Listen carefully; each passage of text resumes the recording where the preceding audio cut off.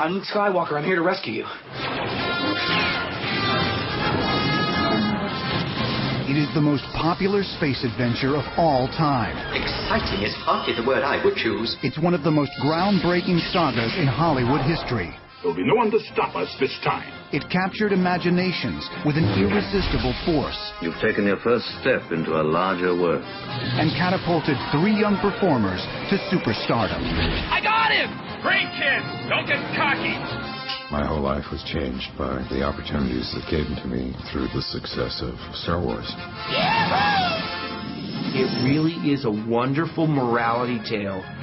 I'll never turn to the dark side. It's George's vision, and he truly is a visual man in a profound way. But the Star Wars trilogy didn't just change the way we look at movies.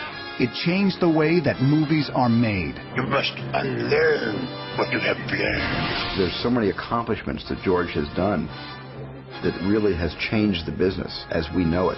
We did it! What began as a galactic fairy tale became a success story beyond one man's wildest dreams. The Force will be with you, always. I expected not to ever make a hit movie. That wasn't my agenda. I certainly didn't expect Star Wars to be this giant hit.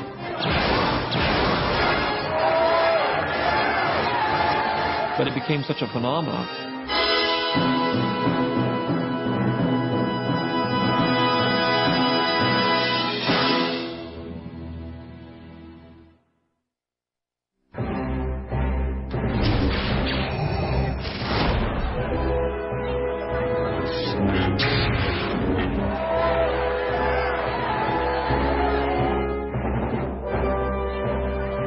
It's hard to remember a time before Star Wars.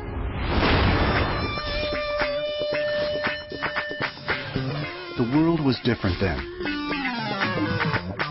There were no cell phones or personal computers. The internet was years away. Even home video had yet to catch on. The space race was over. That's one small step for man. Americans felt deeply mired in the present. It was a time of economic inflation and rising oil prices. And the nation had grown cynical about its heroes and its leaders. Well, I'm not a crook. In our country, Watergate tore us apart. And then we had the Vietnam War on top of that, which was dividing the nation like nothing else had. It was a terrible decade of great storm and violence in our history. On the big screen, Hollywood's view was equally grim. The films of the early 1970s were gritty and often downbeat, a reflection of America's social and political upheaval. Instead of old-fashioned heroes, the screen was dominated by hard-nosed anti-heroes who broke all the rules.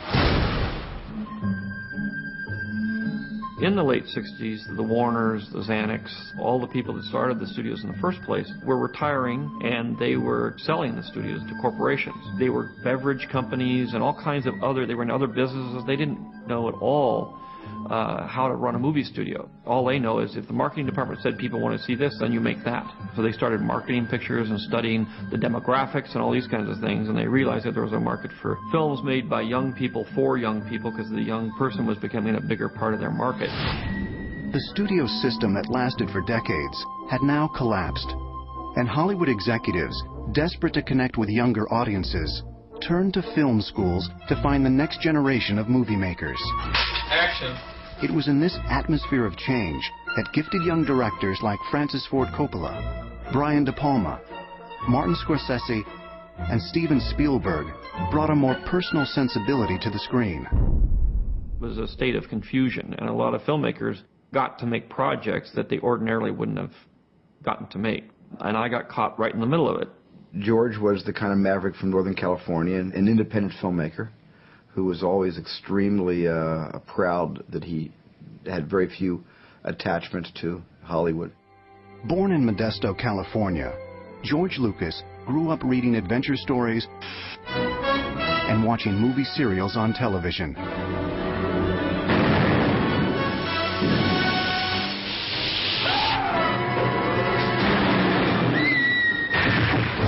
But it wasn't until college that his own dreams of filmmaking began to surface. In 1963, he left Modesto to attend film classes at the University of Southern California. I was teaching at USC, and George was in one of the seminars. We talked about some of his early attempts at filmmaking. And I'll tell you, right from the beginning, George had a unique vision. George was a guy that thought out of the box, as you can certainly see by his student film THX 1138.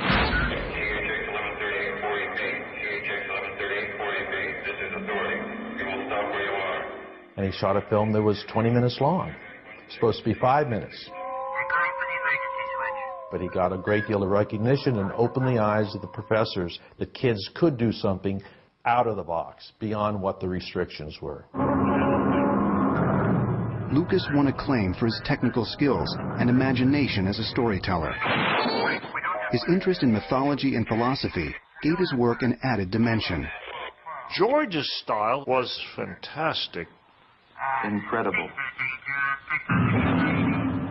I don't care what he was doing, it just looked more personal than some of the other work. After graduating from USC, Lucas joined his friend Francis Ford Coppola in San Francisco, where in 1969, Coppola founded American Zoetrope, an independent film company. I came up with no intention of actually becoming successful, but I did have a very strong feeling about being able to be in control of my work and not having people tamper with it.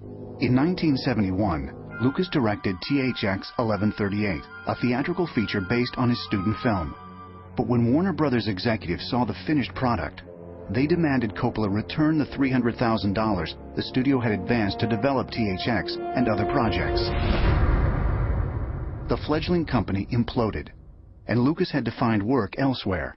He decided to take matters into his own hands and start his own company, Lucasfilm Limited. For his first project under this new banner, Lucas chose American Graffiti, an affectionate look at teenage cruising in the early 1960s. I'm a ready Teddy. Well, get bent, turkey.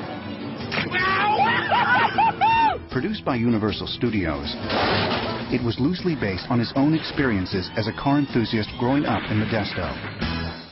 I had gone from being extremely experimental and hard-edged, and then really taking up a challenge that Francis gave me. I bet you can't do just a silly comedy, you know, kind of warm and fuzzy comedy. So, okay, I'll try that. The film was shot in just 28 days for under $1 million. Co-producing was another USC alumnus, Gary Kurtz. Toward the end of the post-production on American Graffiti, we organized a screening at the North Point Cinema in San Francisco.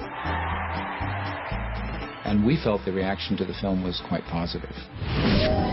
But Ned Tannen from Universal was very upset. He said, you shouldn't be showing it to an audience at this stage. And we were totally flabbergasted. My first film they didn't understand, and they meddled with it after it was all finished. Same thing with my second film. The corporate entity came in and jerry-rigged with it, cut 5 minutes out. But even before the release of American Graffiti, George Lucas's imagination was pointed at the stars. All during this time, he was talking about the fact that he would like to do a Flash Gordon kind of 1930s space opera, and he started working on that in earnest. And people said, well, all things to pick. Why in the world would you do that? I said, well, you know, it's fun to make films for young people. It's a chance to sort of make an impression on them. I want to do this. With his galactic fairy tale, Lucas hoped to reinvent a classic genre. Among his influences were the writings of scholar and educator Joseph Campbell, in which he explored the origins of myth and world religions. When Lucas was writing the script of Star Wars, he was heavily interested in Joseph Campbell. What Joseph Campbell was interested in was to see the connections between myths, the myths of different cultures, to try to find out what were the threads that tied all these very disparate cultures together. I did research to try to distill everything down into motifs that would be universal. I attribute most of the success to the psychological underpinnings, which have been around for thousands of years, and people still react the same way to the stories as they always have. George is nothing if not a good reporter. And when he sets out to do his work, he starts reporting from the best sources he can gather.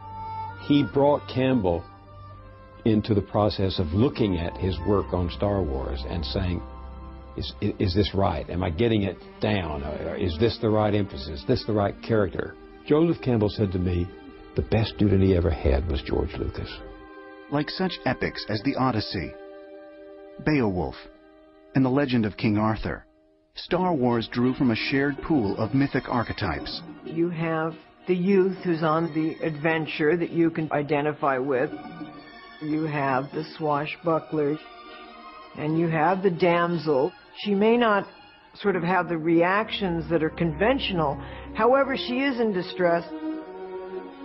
And you have the wise old man who you go and you find him, and you have the funnier characters. I mean, it really adheres strictly to that form. It's the traditional ritualistic coming-of-age story. And when I went into the mythological side of what I wanted to do, that's a key factor with heroes. By the summer of 1973, George Lucas had created a treatment that he felt was ready to shop around. Whether anyone would be interested, that was another story.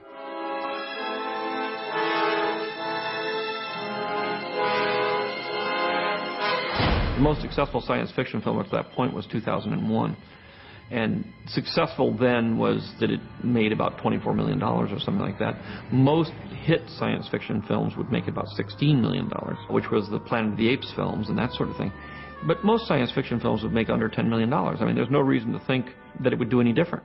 Star Wars was more space fantasy than science fiction, but its galactic setting made it a tough sell in 1973. When I was pitching the film, all I had was like a 14-page story treatment. It was very vague. Said it's kind of a 1930s action-adventure Saturday afternoon serial based on the kind of Flash Gordon, Buck Rogers kind of comic book future. And that's about all I knew about it.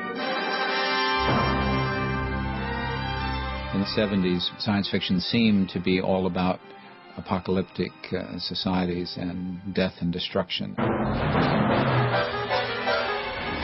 Not very inspiring, so we were fighting an uphill battle with the science fiction project. George Lucas brought Star Wars to Universal and United Artists. Both studios passed on the project, but the ambitious young filmmaker was secretly relieved. The last thing he wanted was to hand his dream project to the wrong people. He didn't care for the studio system. He used it because there was no other way of doing what he needed to do.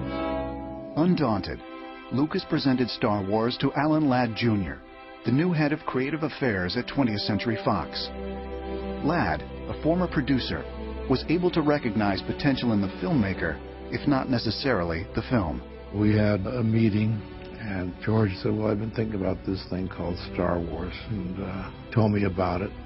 And I said, that sounds terrific. I mean, the technology part of the whole thing was completely over my head, but I just believed in him and his genius. I sort of recognized off of American Graffiti that he really was a genius, so I just flew with it. He understood what talent was. He respected talent, and he was able to say, I think this guy's talented, I think we're going to invest in him. So Alan Ladd Jr. invested in me.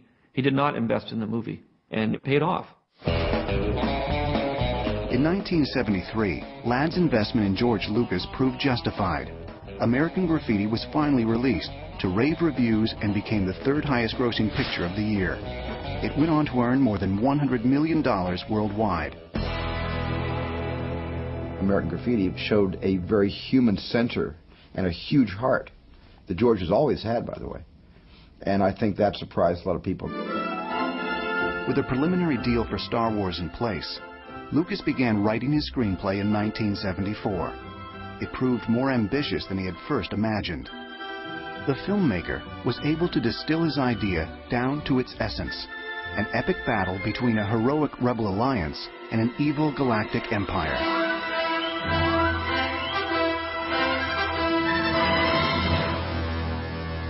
The chief villain, Darth Vader, was there practically from the start, but it took time to come up with Star Wars' three main heroes: a plucky young princess named Leia Organa, the fearless Corellian smuggler known as Han Solo, and most important, an idealistic farm boy whose original name was Luke Starr.